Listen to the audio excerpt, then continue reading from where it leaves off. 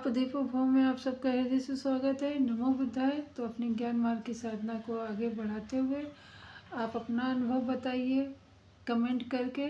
मैं अपना अनुभव बताती हूँ और इसी प्रकार से एक दूसरे का अनुभव जान के अपने जीवन में जो त्रुटियाँ हैं उनको हम लोग सुधारें, उनको दूर करें और अपना जीवन सरल और सुगम बनाएं।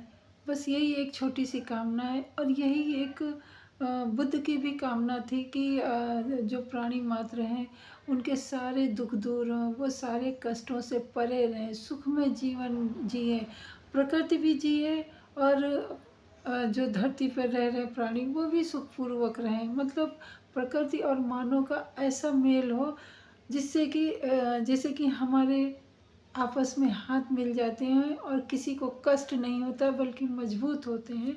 उसी प्रकार अगर प्रकृति और मानव एक दूसरे की भावनाओं को समझ के जिएंगे तो किसी को नुकसान नहीं होगा। जबकि आप लोग वर्तमान समय में देख रहे हैं कि किस तरीके से कुछ इंसानों के लालच के कारण, उनकी बहुत ज़्यादा धन पिपाशा के कारण प्रकृति का किस प्रकार से दोहन कर रहे हैं, किस प्रकार से वो बिल्कुल असंतुलन बना के रख छोड़ा है प्रकृति को, इस तरीके से कि जैसे प्रकृति में कुछ है ही नहीं। माना कि कोई इंसान नहीं बोलता तो क्या वो महसूस नहीं करता? क्या उसके अंदर तकलीफ नहीं होती है, दुख नहीं लगता है? परंतु कुछ इंसान बोल के कर देता है और कुछ इंसान नहीं बोलता। उसी प्रकार प्रकृति भी हमारी है कि इंसान कितना भी दोहन कर रहा है, चाहे समुद्र हो, चाहे पहाड़ हो, चाहे धरती हो, हर जगह उसने अपना लालच का जैसे साम्राज्य पसार रखा है। बस खुद उसको धोए जाओ और उसको उसी रूप में रखने के लिए कुछ भी प्रयास नहीं हो रहा है। आप और कहीं तो नहीं, अपने भारत देश में ही नदियों का देख रहे हैं क्या हाल है। आज से 100 साल पहले यमुना कैसी थी, आज से 100 साल पहले गंगा कैसी थी, कितना बड़ा विस्तार था, कितनी साफ सुथरी थी। आज मानव ने अपने पाप धो धो के, अपनी गंदगी उसमें डाल डाल के किस प्रकार से उसको गंदा करके रखा है, आपने कभी देखा है? और ये इंसान और ये इस देश के जो अपने प्रधान लोग हैं उन्होंने भी कभी नहीं सोचा। वो भी उसके कह रहे ना, लालच इतना पसर चुका है वर्तमान में कि सबकी जैसे बुद्धि मर गई है। शिक्षा पे तो ध्यान नहीं दिया जा रहा है, नैतिकता कहाँ से आएगी? बुद्ध के विचारों को कोई अपना नहीं रहा है। एक झूठी जिंदगी जिए जा रहे जिसमें सब सुख पा रहे। अरे आप जो पूजा पाठ करते हो, कोई भी धर्म का इंसान हो, उसमें जो भी गंदगी होती है आप गंगा जी में बहा देते हो, आप जमुना जी में बहा देते हो, आप समुद्र में बहा देते हो। पहले भी तो इंसान थे, पहले के लोग क्यों नहीं गंदी होती थी? क्यों? पहले के लोग उसको अपनापन समझते थे। आज ये संसाधन है, हमें यूज़ करना है, ऐसी भावना है।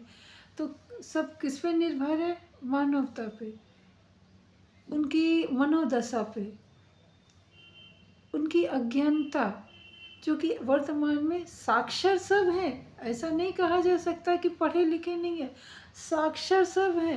पर वो काले जो शब्द रहते हैं, जो अक्षर रहते हैं, वो उनके दिमाग में कालिक पोत के रखे है। ज्ञान का दीपक तो जला ही नहीं है। और अगर कोई ज्ञान का दीपक जलाना भी चाहता है तो वो उसको फूंक मार के बुझा देते हैं। क्यों?